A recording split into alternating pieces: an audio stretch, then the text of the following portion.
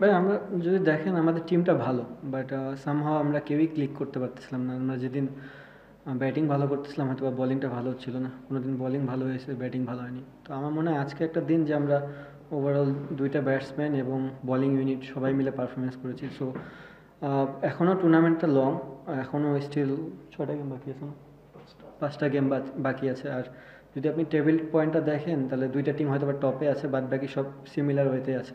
আমার মনে হয় আজকের ম্যাচটা জেতার পর আমাদের রান রেটটা একটু ভালো হয়ে যাবে। সো স্টিল আমাদের নেক্সট গেমও জিততে হবে, যে কয়টা গেম আছে ব্যাক টু ব্যাক জিততে হবে। বাট আমার মনে হয় প্লেয়ার একটা রিদম পেয়েছে আজকের ম্যাচের পর।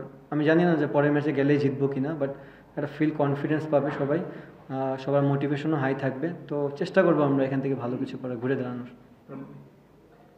আপনি বললেন যে আপনার দিনটা আজকে খুব ভালো গেছে। আমরা দেখি যে দুপুরে আসলে বাংলাদেশের চ্যাম্পিয়ন্স ট্রফি স্কোয়াডে আপনাকে রাখা হয়নি, যেটি আপনি হয়তো আগেও জানতে পারেন বা সেটা জেনে আপনি নেমেছেন।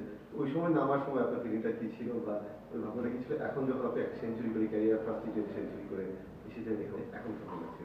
না ভাবনা একই আছে। যেহেতু চ্যাম্পিয়ন্স ট্রফির বিষয়টা যদি বলেন, এটা আমার হাতে নেই, এটা সিলেক্টরদের সম্পূর্ণ কল। শুধু নট অনলি মি যে কারে খেলাবে কারে খেলাবে না, এটা সম্পূর্ণ তাদের একটা কল। সো আমার কাজ হচ্ছে এখানে পারফর্ম করা, যেটা করতে পারতেছিলাম না এতদিন। আমি ওটার জন্য হয়তো আপসেট ছিলাম, কীভাবে ওখান থেকে ডেলিভার করা যায় পারফরমেন্স। ম্যাচের আগে যে মাইন্ড সেট আপ ছিল, ম্যাচের পরও সেম মাইন্ড সেট আপই আছে।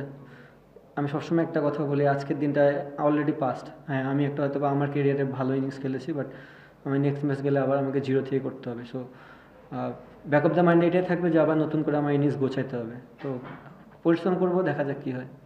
আমাদের দেশে যেটা হয় অনেক সময় যে সিলেক্টর এর আগেও হয়েছে, অনেক অভিযোগ আমরা প্লেয়ারের কাছে পেয়েছি যে সিলেক্টর যখন আপনি বাদ দিচ্ছেন বা ধরে নিচ্ছেন কি আর একটা মেসেজটা তাদের কাছে কনভে করা অনেক সময়। তো আপনাকে কি জানানো হয়েছে যে আসলে কী কারণে রাখা হয়নি বা ক্লিয়ার মেসেজ আপনাকে দেওয়া হয়েছে? জি জি, ক্লিয়ার মেসেজ দেওয়া হয়েছে। আর আসলে সিলেক্টরদের তরফ থেকে না, কী কারণে রাখা হয়নি এটা মিডিয়া ঘাটলেই পাওয়া যায় যে কী কারণে রাখা হয়নি। সো আপনি যদি দেখেন যে কী কারণে আমি বাদ পড়েছি, আমার পারফরমেন্স ছিল না, আপনারাই নিউজ করেছেন। সো এটা এটা ওপেন, এটা না জানানোর কিছু নেই। সো এটা বেসিক জিনিস, নর্মাল। আপনি তো মানে টিমটা যদি আজকে ডিক্লেয়ার হয়ে গেছে দুপুরবেলা, তারপর আপনি এখন পরের সেঞ্চুরিটা করলেন এবং আগের ম্যাচেও আপনি ভালো একটা ইনিংস খেলেছেন। তো আপনার কি মনে হয় যে যেটা হয়ে গেছে, আপনি তো টিমে নেই, তারপর মনে হয় কি যদি চ্যাম্পিয়ন্স ট্রফিতে আপনি সুযোগ পেতেন, আপনার একটা মানে সম্ভাবনা ছিল, যেহেতু আপনি রানে ফিরেছেন এবং ভালো খেলছেন, সম্ভাবনা ছিল যে ওয়ানডে তো ইন্টারন্যাশনাল ওয়ানডে তো আপনার কামব্যাক করেন? দেখেন ভাই, এটা এখন খুবই ডিফিকাল্ট বলা। আমি ওনাকে অ্যান্সার দিয়েছি যে এটা কল সম্পূর্ণ সিলেক্টরে। ওনারা মনে করেছে এই মুহূর্তে আমি টিমে ফিট হচ্ছি না, সো টিমে নেই।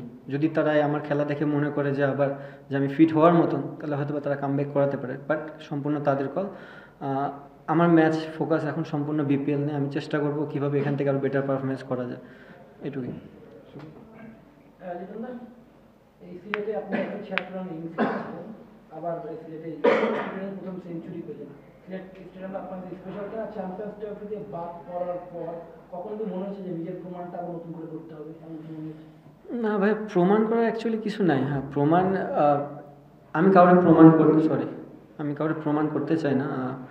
একটা জিনিসই সব সময় ব্যাক অফ দ্য মাইন্ডে থাকে যে নিজের ক্রিকেটটা কীভাবে ইমপ্রুভ করা যায়। আমার মনে হয় লাস্ট কিছুদিন যাবৎ আমার ক্রিকেটটা খুব একটা ভালো যাচ্ছিল না। সো চেষ্টা করব যে পারফরমেন্সটা আজকে করছি, আমি বলবো না যে নেক্সট দিন যে গেলেই সেম পারফরমেন্স হবে, বাট চেষ্টা থাকবে যেন ধারাবাহিকতা কন্টিনিউ করা যায়।